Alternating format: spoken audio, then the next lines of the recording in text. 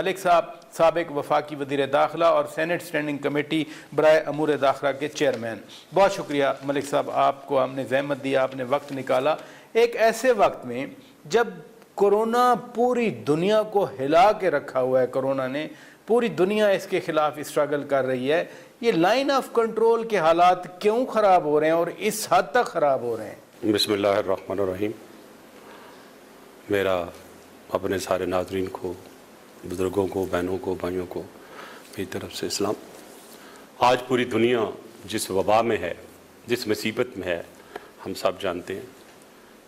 आपके सवालों का जवाब देने से पहले मैं अल्लाह के हुज़ूर दुआ करूँगा और पूरी कौम को भी कहूँगा मेरे साथ ज्वाइन करें कि अगर हमसे कोई गलती होगी या ताला मियां हम पे रहम फरमाए, माफ़ फरमाए। सिर्फ 1 ग्राम वायरस का जो वज़न है वो पूरी दुनिया नहीं जीत सकी। We have come to the knees. अब आ जाएं आप, दुनियावी जो बातें हैं जो भी हो रही हैं वो आपके सामने हैं। मेरा ख्याल है कि जर्नलिज्म के शोबे में जितना आपने काम किया है इंडिया वर्सेस पाकिस्तान के जो रिलेशनशिप पे और डिफेंस साइड पे, वो किसी ने नहीं किया। आप इसको फॉलो भी कर रहे हैं। मैंने ये सारे जो हालात हुए कश्मीर में, इंडिया में, ये मेरी वॉर डॉक्ट्रिन जो है, मूदीज़ वॉर डॉक्ट्रिन का एक हिस्सा है जिसमें बड़ी तफसील से आप पढ़ लें तो वो आपको एक गाइडिंग फोर्स नज़र आएगी। तो लिहाजा इससे हमें एक्सपेक्ट करना चाहिए था, क्योंकि दुनिया वायरस का शिकार है और कंफ्यूज है, ब्लेम गेम हो रही है। वो मुझे डर है पराचा साहब कि अगर ये ब्लेम गेम बढ़ी और यूएन ने इन्वेस्टिगेट ना किया, जो मेरे अलावा और लोगों ने भी यूएन के सेक्रेटरी जनरल को कहा होगा, मैंने ख़त लिखा था और उसका मेरा मकसद ये था कि जब कोई चीज़ कंट्रोवर्सी में आ जाती है तो जो अथॉरिटीज़ होती हैं उसको फ़ौरन पकड़ के कैप करने की कोशिश करते हैं। तो लिहाजा सेक्रेटरी जनरल को अगर वो अभी तक अनाउंस कर देते हैं हाई पावर्ड कमीशन, तो ये जो एक किस्म की क्रॉस फायरिंग और बड़े बड़ी ताकतों में बातें हो रही हैं वो ना होती। और अगर ये ऐसे जारी रहा, जारी तो है ये, अगर हर साल अब 2013 के बाद हर साल सीज फायर की खिलाफ वर्जियों में तेजी आई। मैं दुनिया के तनासब से मैं बात कर रहा हूँ कि अगर ये वर्ल्ड लेवल पे इसको कंट्रोल न किया तो ये मैंने जो किताब लिखी है कोरोना वायरस और इसके साथ मैंने सिक्योरिटी थ्रेट की बात की है, तो इसीलिए मैंने किया है कि ये बड़ी ख़तरनाक चीज़ हो रही है। अल्लाह करे कि ये ऐसा ना हो। और अगर आप पाकिस्तान का और इंडिया का देखें तो इंडिया ने कभी कोई मौका नहीं गंवाया जिसमें उसने पाकिस्तान को इन्फ्लेक्ट करने की कोशिश नहीं की। देखें, आप कहते हैं कि हमारे कर्नल मारे गए। अरे भाई, जिनको 8 महीने से आपने बंद करके रखा है, फ्रस्ट्रेशन हो रही है, किसी को आज तो पूरा इंडियन मीडिया भरा हुआ है कि मकबूजा कश्मीर में वहां पर टेररिस्ट, वो कहते हैं टेररिस्ट हैं, मिलिटेंट्स हैं, उनके साथ मुकाबले में उनका एक कमांडिंग ऑफिसर जो कर्नल है, फिर और भी ऑफिसर मारे गए, पुलिस वाला भी मारा गया। एक सवाल करता हूं मैं, लॉकडाउन आपने किया हुआ है, उसके ऊपर कर्फ्यू आपने पहले लगाया हुआ है, तो क्या आपकी फोर्सेस की कमी है? वो भांग पी के बैठी होती है, चरस पी के बैठी होती है, कोई बंदे को नहीं, बॉर्डर पे फेंसिंग है, तो आप कैसे कहते हैं कि वहां पे दखलंदाजी हुई? असल में इंडिया के पास कोई और तरीकाकार नहीं है। जो उन्होंने गलत फैसले किए, मोदी ने एंटी मुस्लिम लॉ ला के, फिर उसके बाद कश्मीर का स्टेटस खत्म किया, फिर वो डोमिसाइल का वो एक लॉ ले आए हैं, तो ये वो चीजें जो इंडियंस को खुद पसंद नहीं। जब वहां पे वो सर्च शुरू हुई है तो उन्होंने सोचा कि चलो हम पाकिस्तान की सरहदों पे गर्म करके दुनिया की तवज्जो, इंडियन की तवज्जो हटा दें। ये मुसलमानों के खिलाफ मुजालिम की आपने बात की, आपने सिटीजनशिप अमेंडमेंट बिल की बात की, आपने नेशनल रजिस्ट्रेशन सर्टिफिकेट की बात की। पहली बार कम अज़ कम मैं देख रहा हूँ कि भारत के इन इक़दामात के खिलाफ अरब दुनिया में सख्त रद्द-ए-अमल आ रहा है। कुवैत की तरफ से रद्द-ए-अमल आया, यूएई की शहजादी बोली, कतर से रद्द-ए-अमल आ रहा है। ये ऐसा क्या है कि अरब दुनिया आप बोल रही है? पहले प्रिंसेस हिंद का शुक्रिया अदा करूंगा पूरी पाकिस्तानी कौम की तरफ से, हमारी विमेन लीड की तरफ से, कि उन्होंने बड़ी हिम्मत करके इस चीज़ को उठाया और अपनी आवाज़ के साथ और भी बहुत आवाज़ें मिलाई। देखिए बराचा साहब, हिस्टोरिकली टॉकिंग, दुनिया में जब बहुत जुल्म होता है तो जिन हदों में वो जुल्म हो रहा होता है उसकी फिर बाज़ गश्त बाहर ज़रूर जाती है। तो इंडिया में इतना जुल्म किया गया मुसलमानों पे कि आज आपने देखा कि अमेरिका भी बोल रहा है, आपके मुसलमान मुल्क भी बोलना शुरू हुए हैं, और शुक्र है कुछ तो रियलाइज हुआ। मैं तो खास तौर पे मिडिल ईस्ट की बात कर रहा हूँ जी, मैं इसीलिए कह रहा हूँ में देखिए बहुत कम ऐसा हुआ कि बात उठाई गई कश्मीरियों के हवाले से या मुसलमानों के हवाले से जो इंडियन मुस्लिम हैं, लेकिन अब वहाँ से बहुत आवाज़ें उठ रही हैं अरब वर्ल्ड से। वो और उठेंगी, इसलिए उठेंगी कि मुसलमानों को यकीन होना शुरू हो गया कि हम यूज़ हुए। मैं छोटी सी मिसाल देता हूँ। डोनाल्ड ट्रंप गए सऊदी अरेबिया में, सारी मुसलमान मिल्लत को इकट्ठा कर दिया, और जिस तरह उन्होंने एक अपनी कमांडिंग सूरत में बात की वो आपके सामने है। तो मैंने कहा ये इकट्ठा तो कर लिया डोनाल्ड ट्रंप ने, लेकिन आज से सीड इसने बो दिया है कि क्या हम इतने ही गए गुजरे हैं कि हमें बकरियों की तरह इकट्ठा करके तो एक वर्ल्ड पावर हमें एड्रेस करे। और आपको याद होगा वहीं से शुरुआत कर दी उन्होंने सऊदी अरेबिया की, और इसकी इराक कतर के साथ जो हुआ आपको पता है। अब एक देखे पूरा जो माहौल क्रिएट हुआ, मुसलमानों को रियलाइज़ करना चाहिए, अगर आज हमने वसीयत मुस्लिम उम्मा ये रियलाइज़ नहीं किया कि हमें यूनिटी की ज़रूरत है, हमें कलेक्टिव डिसीजन की ज़रूरत है, हमें कलेक्टिव मूव की ज़रूरत है, तो शायद फिर आने वाले वक्त में हमें और बहुत सी अमेरिकी कांग्रेस के रिलीजियस कमीशन ने अभी हाल ही में फाइंडिंग्स दी हैं और बड़ी ज़बरदस्त उन्होंने रिकमेंडेशन भी दी हैं। मसलन उन्होंने कहा है कि India is a particular country of concern.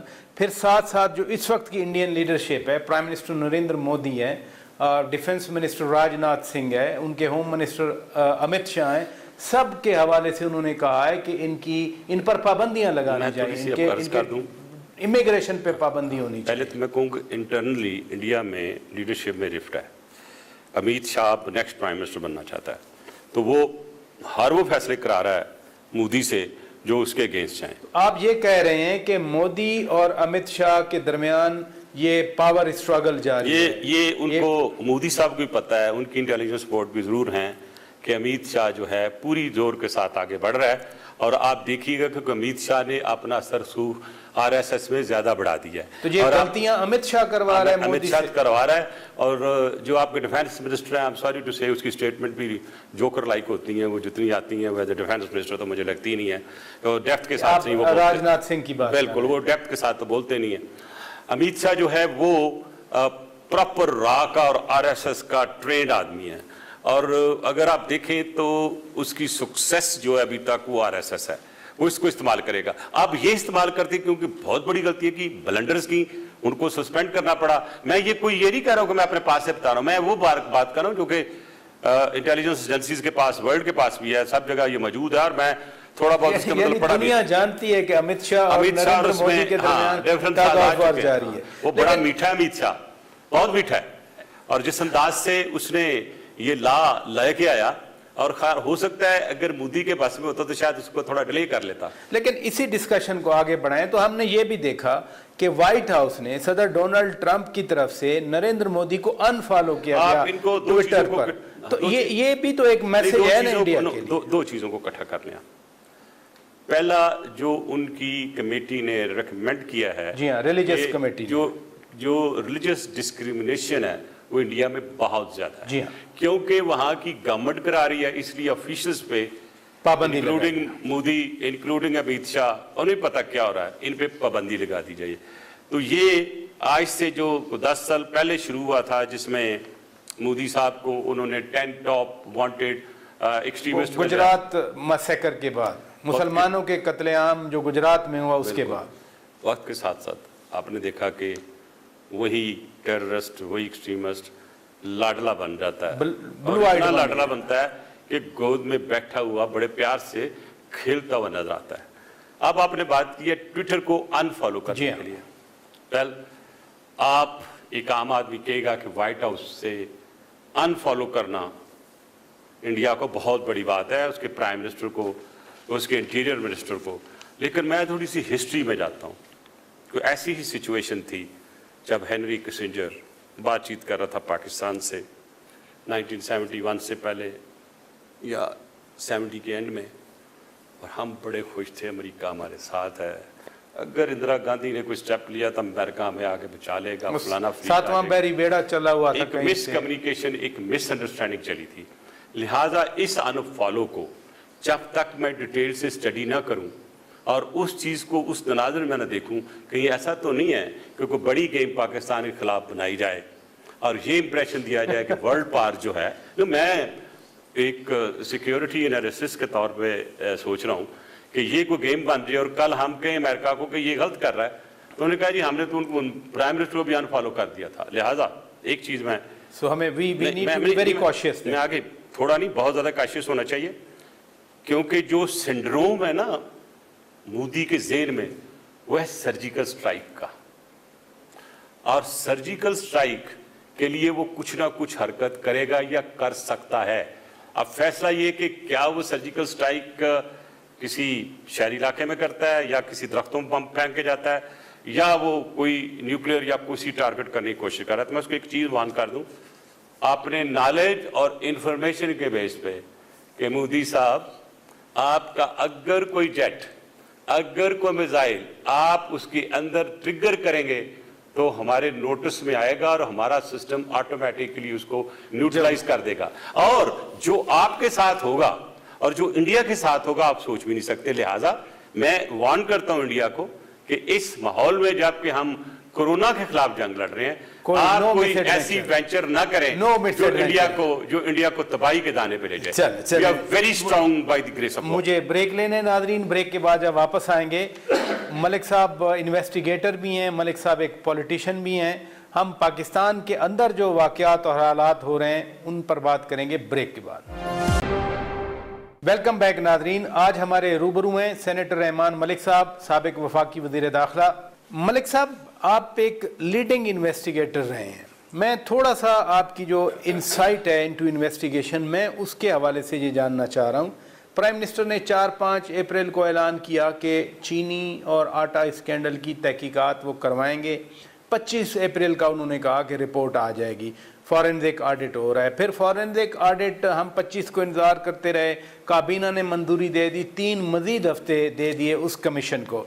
ये फरमाइए कि वाकई तहकीकात इतनी लंबी हो सकती हैं? सबसे पहले तो मैं थोड़ी सी क्लैरिफिकेशन दे दूँ आपको राजा साहब, इस स्मगलिंग का और इस एक्सपोर्ट का मैंने सुओ मोटो लिया हुआ है, ठीक है, और ये प्राइम मिनिस्टर की स्टेटमेंट से पहले का है, ठीक है, और वो लेटर भी मौजूद है, जाते वक्त कापी ले जाइएगा, ठीक है, और वो मेरा हक बनता है, मेरी कमेटी का हक बनता है, वो तो हम अपने तौर पे इन्वेस्टिगेट करेंगे और वो जो रिपोर्ट होगी वो भी इंशाल्लाह पब्लिक होगी।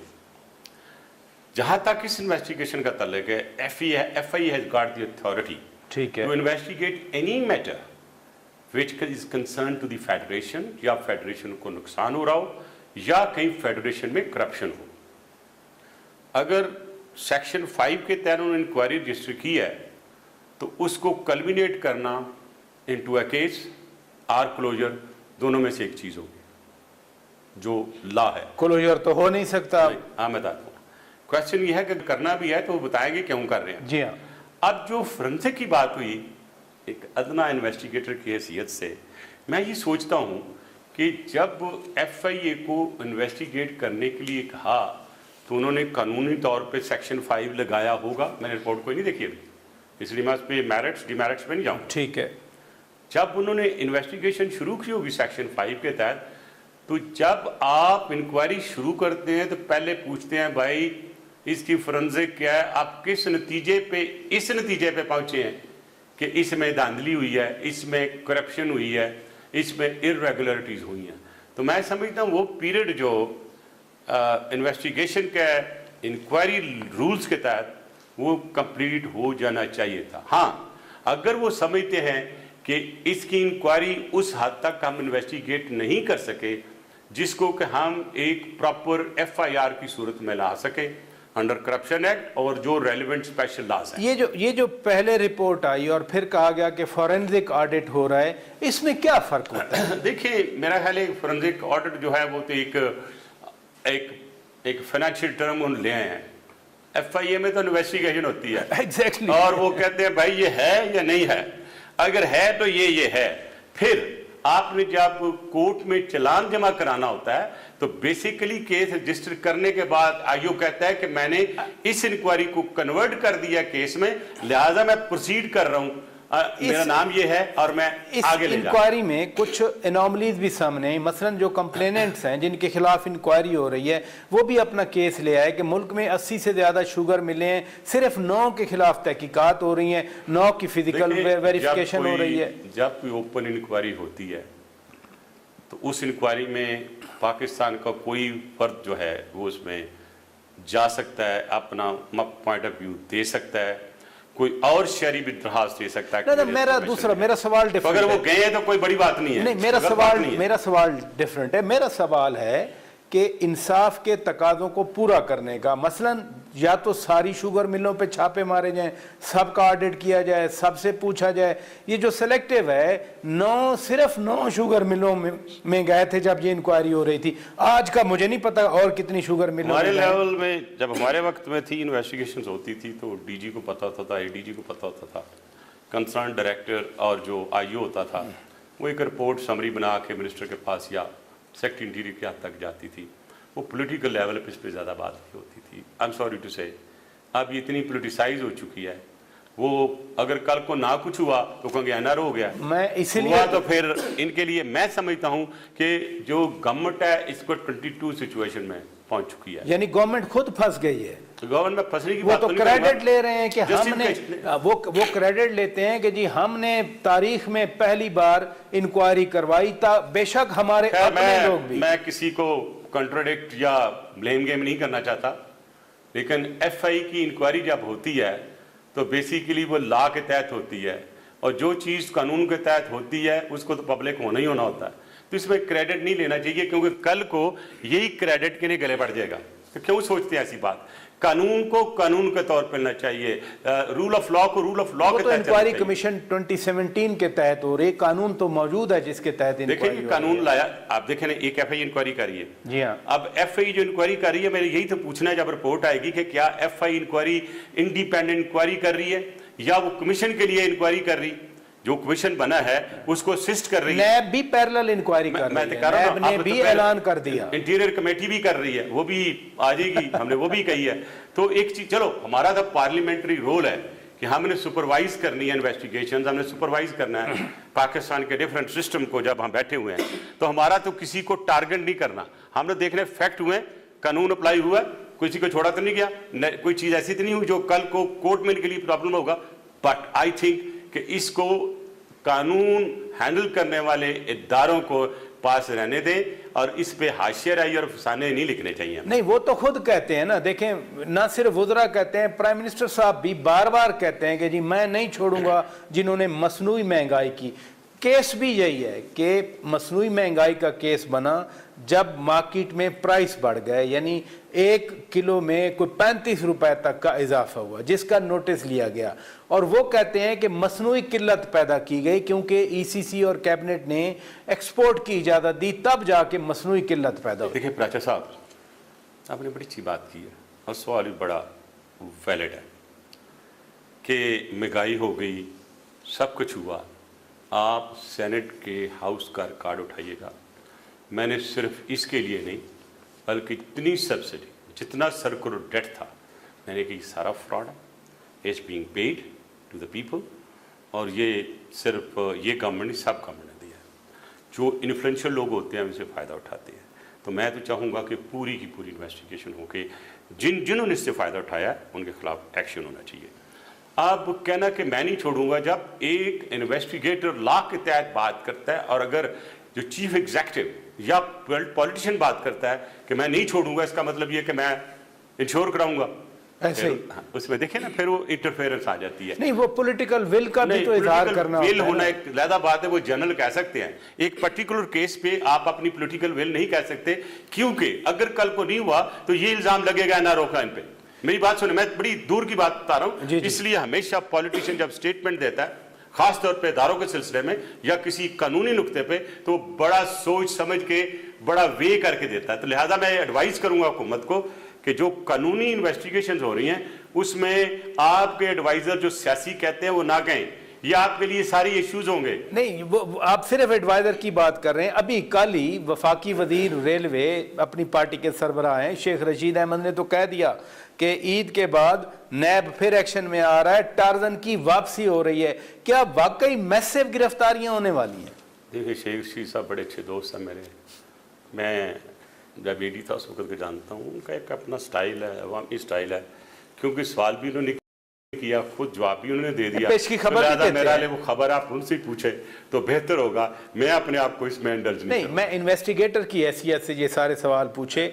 इसी आटा चीनी बहरान का नैब ने भी तहकीकात आपकी कमेटी भी कर रही है और FIA इंक्वायरी कमीशन के तहत वो भी कर रही है, तो फिर कुछ ना कुछ तो निकलेगा ना मलिक साहब। में कहीं टार्जन का लफ्ज किसी जगह मेंशन नहीं है, तो वो एक सियासी स्टेटमेंट है। मैं उसको सियासी स्टेटमेंट समझते हुए अगली दफ़ा ईद के बाद आप ये सवाल उनसे करें कि क्या होगा। लेकिन मुझे जो हालात और वाक़यात नज़र आते हैं जो बढ़ रहे हैं, मुझे कोई सिचुएशन कोई ठीक नहीं चल रही। मुझे बम्पी फ्लाइट नज़र आ रही है। मुल्क की सियासत की या केसेस की? मुल्क की सियासत। जब आप बम्पी फ्लाइट कहते हैं क्या मतलब है आपका? जब बम्पी फ्लाइट होती है सारे हिलते हैं ना, सबको तकलीफ होती है, परेशानी होती है, फियर आता है, और फिर उस खुदा न खास्ता क्रैश लैंडिंग तो नहीं हो रही। फ्लाइट में ज़्यादातर के जो जहाज अब लैंड करा लिया जाता है, तो आप देखते हैं कि ये बम्पी फ्लाइट कोई जहाज लैंड होता है जो भी कुछ को चला रहा है। यानी आप हुकूमत की बात कर रहे हैं? मैं जी हुकूमत पूरी की बात। यानी लैंड करने का मतलब होता है जहाज उतार लिया गया। जहाज देखे ना, वो डिसीजन क्या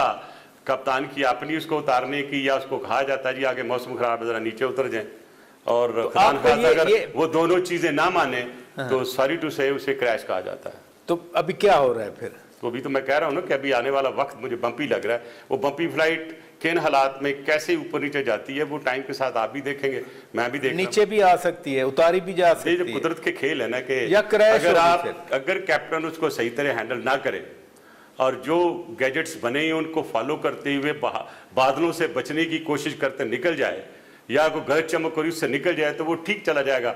तो अगर उसने फैसला कर लिया कि मैंने बिजली से भी गुजरना, मैंने बादलों से भी गुजरना, तो फिर ज्यादा। तो अभी कप्तान आपको क्या करता नजर आता है? मैं उस कप्तान की नहीं बात कर रहे जिसको आप इशारा कर रहे हैं, मैं उस जहाज की बात कर रहा हूँ जो इस वक्त मौसम में फंसा हुआ है। तो हम भी हुकूमत की बात कर रहे हैं ना, बात तो हुकूमत से। मैं उसी पे आ रहा हूँ ना। अब ये फैसला उस कैप्टन का है कि वो अपनी फ्लाइट को कैसे हैंडल करके वक्त पे जो उसका मुतय्यन है। नीचे कंट्रोल टावर वाले क्या कह रहे हैं, नीचे उतारो क्या करो? ये मुझे नहीं पता। कंट्रोल टावर तो बगैर उसके जहाज चल ही नहीं सकता। तो मैं यही तो मजबूर है उनको कहने के लिए कि भाई ये आगे मौसम खराब है, टेम्परेचर इतना है, बिजली इस तरफ चमक रही है, काले बादल इधर है, अगर आप गहरे बादलों में जाएंगे तो जहाज की में थंडर स्टॉर्म का भी खतरा है। तो वो तो उनकी ड्यूटी है, और वो ड्यूटी तो वो वहाँ इंजीनियर बैठा अंदर उसकी भी है। तो देखते हैं कि इनका अंदर का बैठे वाला इंजीनियर जो बाहर की इंस्ट्रक्शन आ रही है उनको कैसे फॉलो करता है। नाज़रीन, बड़ी अहम बात कर दी मलिक साहब ने कि ये फ्लाइट अब बम्पी हो चुकी है। अल्लाह ताला खैर करे। ब्रेक लेते हैं, ब्रेक के बाद जब वापस आएंगे वफाक और सिंध के हवाले से मैं ज़रूर चाहता हूँ मलिक साहब की राय ली जाए। ब्रेक के बाद बात। वेलकम बैक नाजरीन, आप रूबरू प्रोग्राम देख रहे हैं और आज हमारे रूबरू हैं साबिक वफाकी वज़ीर दाखिला सेनेटर रहमान मलिक साहब। मलिक साहब, गुज़श्ता रोज़ आपकी एक और किताब की रुनमाई थी, तकरीब रुनमाई, बुक लॉन्चिंग हुई आपकी किताब की। आपने बड़ी इंपॉर्टेंट बात की इस मौके पर। आपने कहा कि फेडरल गवर्नमेंट इल्ज़ाम तराशी करने की बजाय इत्तेहाद पैदा करने की कोशिश करे, लेकिन यहाँ तो आप देख रहे हैं ना कि फेडरल गवर्नमेंट इत्तेहाद क्या पैदा करेगी, सिंध और वफाक के दरमियान एक सर्कस लगा हुआ है। देखिए, जिन लोगों ने बिलावल भुट्टो ज़रदारी साहब की, हमारे चेयरमैन की प्रेस कॉन्फ्रेंस देखी, उन्होंने दो चीज़ें बड़ी अप्रिशिएट की जो मैंने भी की। उन्होंने कहा कि मैंने पहले दिन कहा था मेरे प्राइम मिनिस्टर हैं, मैं आज भी आपको कहता मेरे प्राइम मिनिस्टर हैं, और प्राइम मिनिस्टर की हैसियत से हमें गाइड करें, हम आगे चलेंगे। इस स्टेटमेंट के बाद वज़रा की हाशियाराई और जिस अंदाज से पंजाबी फिल्म की स्टाइल से बातें हो रही थी, आई डिडंट लाइक इट। मैं यहाँ से एक मैसेज देना चाहता हूँ कि अगर मैं इमरान खान की जगह होता और उस स्टेटमेंट के बाद मैं बिलावल भुट्टो ज़रदारी साहब को फ़ोन करता कि बिलावल साहब थैंक यू वेरी मच, इस कम्युनिकेशन होती है, आए पूरी कौम मिलकर बैठ के कलेक्टिव सोच के साथ आगे बढ़ें, मैं पूरी एक APC बुलाता हूँ, आए अपना इनपुट भी दें, तो उसका बड़ा अच्छा मैसेज भी जाता है, रिएक्शन आपने भी जाता कल एपीसी का भी मुतालबा किया कि वजीर आजम को ऑल पार्टीज कॉन्फ्रेंस बुलाना चाहिए, लेकिन जो बात ही नहीं करते बैठकर मैं आपस इसीलिए में, कह रहा हूं ना, जो हाथ ही नहीं मिलाते आपस में, यानी पार्लिमानी रहनुमाओं का इजलास था, वजीर आजम ने तकरीर की, बाद में शहबाज शरीफ, बिलावल भुट्टो जरदारी उठ के चले गए कि हमें सुना भी नहीं। उन्हें ये डर है कि पीपल्स पार्टी या कोई और पार्टी अगर प्राइम मिनिस्टर हाउस में या किसी जगह मीटिंग करेगी तो वो ज़बरदस्ती वहाँ पे कब्जा कर लेगी? ऐसी बात नहीं होती है। मैं समझता हूँ कि स्टेट माँ होती है और स्टेट को रन करने के लिए एक गवर्नमेंट होती है, जिसको आज इमरान खान चला रहे हैं। अगर ये एक माँ की हैसियत, एक स्टेट की हैसियत से आपने आप को एक्सरसाइज नहीं करेंगे प्राइम मिनिस्टर, तो आने वाला वक्त शायद हमें भी ना माफ़ करे और नेशन को भी माफ़ ना करे। देखिए, कोरोना में जो हमारे हालात हैं इस वक्त, वो इकॉनमी नीचे जा रही है, रुपये का बेड़ा गर्क हो गया, सॉरी टू से।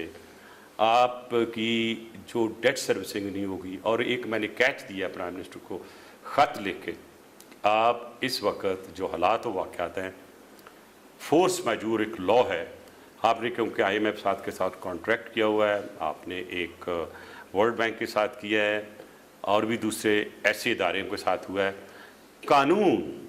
कानून आपको ये इजाज़त देता है कि आप रिटर्न ऑफ लोन के लिए मूव करें, क्योंकि ये pandemic is declared national disaster.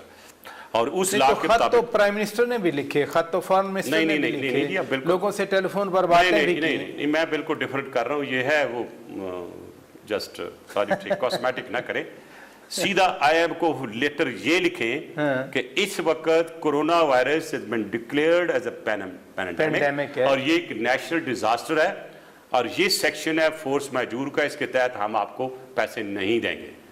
ये contract should be treated as a null and void using legal word. This contract should be declared. International law में हम ऐसा कर सकते हैं। मैं क्या उसकी मैंने पिटीशन भी बना दी। वो तो और भी पैसे दे रहे हैं।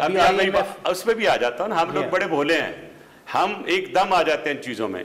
जब आपके पास सारी चीज को रिटर्न ऑफ करने के लिए कानून मौजूद है, और अगर ये नहीं होता तो नहीं कि हम अगले 20 साल तक तो डॉक्टर हफीज शेख, मेरी पहले उनका इंटरनेशनल एक्सपीरियंस है, डॉक्टर बाकिर रजा इंटरनेशनल एक्सपीरियंस है, वो ये चीजें नहीं जानते। मेरी अर्ज सुन लेना, पहले मैं जरा पूरा कर लूं कि मैं एक इन्वेस्टिगेटर हूं, मैं इन्वेस्टिगेटर की नजर से देखता हूं, कानून को भी उसी नजर से देखता हूं।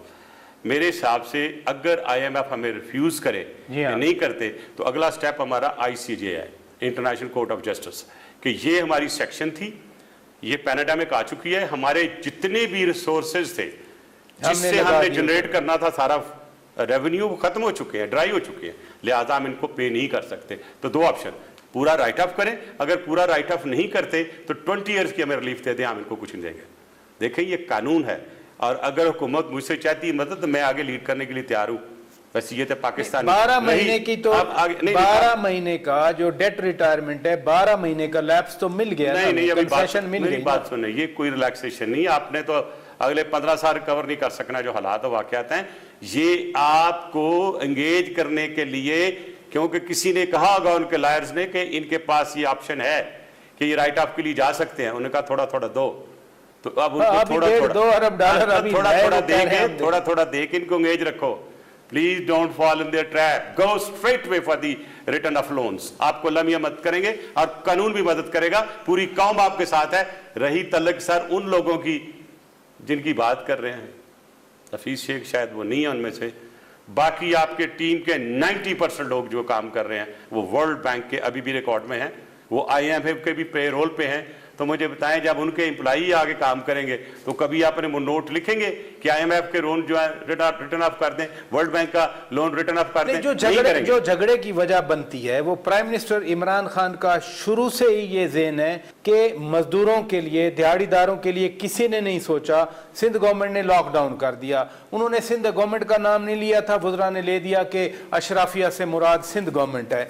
तो मजदूरों के लिए, दिहाड़ीदारों के लिए, खांचा फरोशों के लिए लॉकडाउन में अल्टीमेटली नरमी करना तो पड़ेगी, यही वज़ीर आज़म इमरान खान कहते हैं। बड़ी सिंपल बात है, मुझे पूरी जो इस वक्त गवर्नमेंट है लॉकडाउन की डेफिनेशन बता दें। लॉकडाउन का मतलब लिटरली आप देख लें, टोटल डिस्क्लोजर, टोटल क्लोजर। जब आप सेमी लॉकडाउन करते हैं तो ऐसे ही है कि एक बर्तन में पानी डाल दें, नीचे थोड़ा हल्का छेद कर लें, सुबह देखेंगे आप कहेंगे कि क्या पानी है कि नहीं, वो नहीं होगा। लॉकडाउन करने से पहले जो प्राइम मिनिस्टर की बात है उसको वो कवर कर सकते हैं, बना सकते हैं कि आप अपना स्ट्रेटेजाइज करेंगे, कितने मजदूर हैं हमारे पास, कितने आपके पास दुकानदार हैं, उनको फाइनेंशियल पैकेज दे के कैसे हम उनकी ज़िंदगी को चला कंपनसेशन कर सकते हैं। सारे मजदूरों को कंपनसेशन दे देनी चाहिए। अब सिर्फ सॉरी टू से कंस्ट्रक्शन वर्कर को ले आए आप, क्या प्रूफ है आपके पास कि हर कंस्ट्रक्शन वर्कर जो जा रहा है वहाँ पे वो कोरोना वायरस का शिकार नहीं है और कोरोना वायरस से उसने दोस्ती कर ली कि मेरे पास ही रहना, किसी के पास ना जाना, ये एक बीमारी है। तो अगर ये करें कि ऐसे लोगों को मिक्स होने दें तो क्या होगा, नर्सरी बनेगी। नहीं, हुकूमत तो कहती है ना कि 20,000 के करीब हमारे यहाँ इन्फेक्टेड केसेस हैं। आपके ख्याल में ये मेरे ख्याल से सर देखें, पहले दुनिया के कानून के मुताबिक जाएं। WHO का अपना कानून है। नंबर 1, जब ये पैंडेमिक आएगी ये थ्रेट होगी नेशनल सिक्योरिटी की। दूसरा उनका रूल नंबर 2 के मुताबिक अगर एक जगह पे एक बंदा इन्फेक्टेड है तो समझे 28 लोग और इन्फेक्टेड हो गए हैं। तो अगर आप मैं 20,000 की फिगर कोई लूं तो उसको मल्टीप्लाई कर ले नियरली 30, तो ये तो 5 लाख से जाते हैं। देखिए आपका टेस्ट ही नहीं हुए। होल्ड ऑन सर, क्या पाकिस्तान में 5 लाख इन्फेक्टेड? मेरी एस्टिमेशन है कि ये बहुत ज्यादा है, क्योंकि हमने टेस्ट ही नहीं किए। आपने 1.5 लाख टेस्ट किया है, उसमें भी 20,000 है। तो अगर आप 2 करोड़ करेंगे तो कितने निकलेंगे? और 22 करोड़ करें तो कितने निकलेंगे? तो क्या रफ एस्टीमेट है आपके जाती मेरे हिसाब से एज ऑफ टुडे, अगर मैं दोनों कानूनों पे जाऊं, जो वर्ल्ड हेल्थ का है और जो साइंटिस्ट कह रहे हैं, तो ये मिनिमम 100,000 है। 2 लाख से ज्यादा है पाकिस्तान। बिल्कुल है, चेक कर ले। बहुत शुक्रिया। सेनेटर रहमान मलिक साहब हमारे साथ नाजरीन बात कर रहे थे और कंक्लूजन ज़्यादा खौफनाक उन्होंने बता दिया कि जो फिगर्स हैं पाकिस्तान में ये बहुत कम है, इन्फेक्टेड केसेस इनसे कहीं ज़्यादा है, 2 लाख हैं या ऊपर हैं, लेकिन कम से कम ये एक अलार्मिंग फिगर है पाकिस्तान। लेकिन मेरी दुआ है कि अल्लाह जीरो कर दे इसको बस। आमीन। नाजरीन, अपने मेज़बान शौकत पराचा को इजाज़त दीजिए।